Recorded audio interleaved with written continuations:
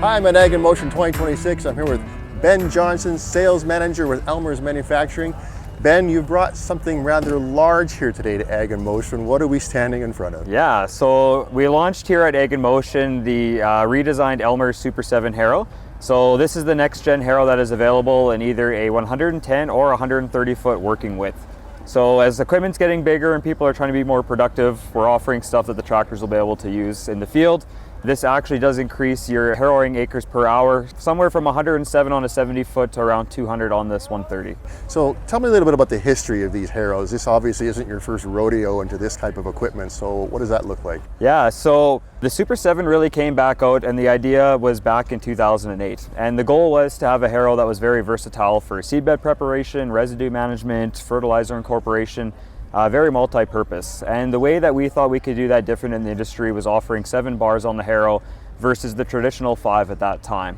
So we classify this as a hybrid harrow, and we utilize a light harrow tine, which is a 1/2 inch by 22 inch tine, but the overall construction of the harrow is quite heavy in of its nature. So a couple things that you can do with that is by adding the 2 extra rows of bars, we're able to get 40% more harrowing done per pass.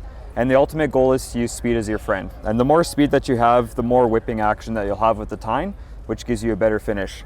Now, to try to pair that with the main sections here, we use a parallel link that connects the sections to the bar. And what that allows is it allows a nice equal pulling pressure on the section from the top and bottom to truly allow you to engage all 7 bars of tines on the ground. Now, this is a rather large unit, of course. What type of horsepower tractor is an average farmer going to need to pull this thing? Yeah, so very interesting. The one behind us here is the first testing mule that we had. Okay. So we went around to our local customers and said, hey, who has an 830 horsepower deer? And a few people put their hands up and we were able to test with that. So very realistically, you would want to have anywhere from probably 6 to 7 horsepower per foot to effectively run this. Now, of course, that depends if you're trying to do light tillage with it or just a nice light pass and hill conditions like that. You mentioned this as well before we began the interview. This is actually a prototype that's been sold. That's so right.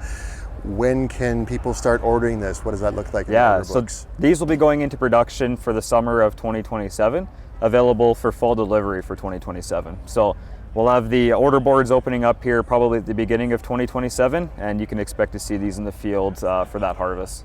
Terrific. Great meeting you, Ben. Thanks for telling me about the Super 7 harrow. Yeah, good meeting you. Thanks.